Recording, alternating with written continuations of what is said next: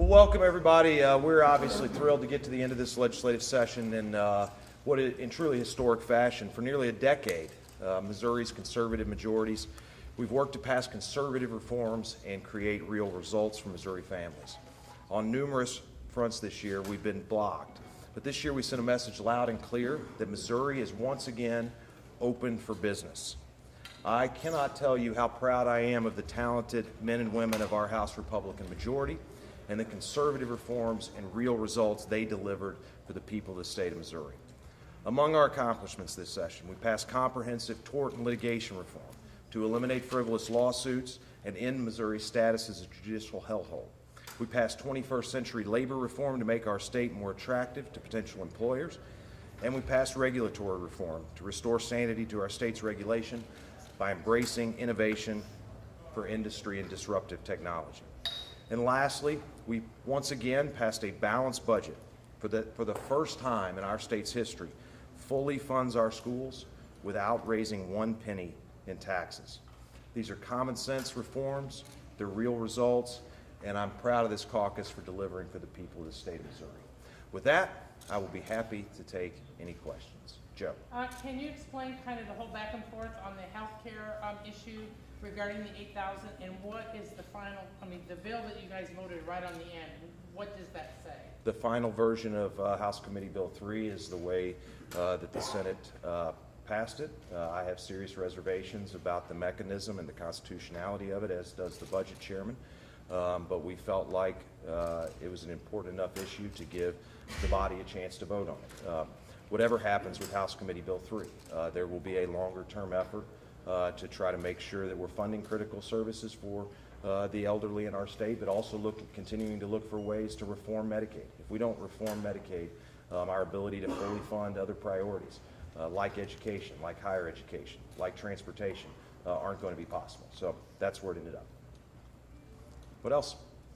Mr. Speaker, I Yes, sir. remember on the opening day you talked about labor reform, education reform, tort reform.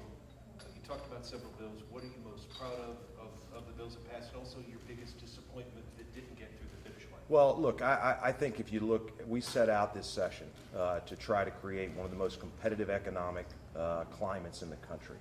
And I think if you look at the number of things that we sent to the governor's desk, Missouri is going to have one of the most aggressive, competitive economic environments anywhere in the country. And we truly are open for business again. And here's why that's important. It's important because for the last decade in Missouri, wage growth has been flat. A family of four actually has less buying power today than they had a decade ago. If we don't find a way to get this economy growing, we're not going to give people the opportunity to earn more and to lead a better life. So that's the thing I'm most proud of. Look, today is not a day to talk about the things that we didn't get across the finish line. If you look at this record of accomplishments, I think it's one of the most extraordinary sessions that this Republican majority's had. This session very much seemed like there was more turmoil or difficulty between the House. I think it was just you. It might be my fault, but I know in this last week on issues like PDMP and especially on the budget, it seemed like the Senate was especially confrontational with the House. Is that something that you agree with, or do you think that those fences are still mended just fine? Look, we're set up to have disagreements back and forth between the House and Senate. It's part of the process. I continue to have a very good working relationship with people on the other end of the building. And today we're going to spend time focused on the things that we got across the finish line. And that's really the message for today, is that this, despite everything else that happened, despite all of the desire to cover those things, the things that actually got done for the people of Missouri ought to be the story today. Joe? But you did get pretty upset at one point this afternoon. Did can I? you explain about what happened there? Listen, we've been trying to work to find what we think is a workable solution on the long-term care funding, so that was the reason for that effort today. But we have disagreements all the time, and we're not going to focus on any one of those disagreements. All in all, the relationship between the House and the Senate is as good as I've seen it in the time that I've served here. What's next with the governor's call for ethics reform that really didn't go anywhere? Well, look, I've been talking about ethics reform since the day I became the Speaker of the House, and I talked about it again at the beginning of this session, and I've remained committed to trying to find a way for substantive, meaningful ethics reform to happen. We've also talked about trying to do things up here to restore the public's confidence in its institutions and to restore that trust. And so while we've done some good things legislatively, I also think we've done some good things to improve the culture here in Jefferson City and to start that process of restoring the public's trust in these institutions. Going forward, I'm going to continue to work to pass substantive, meaningful ethics reform. Does the governor's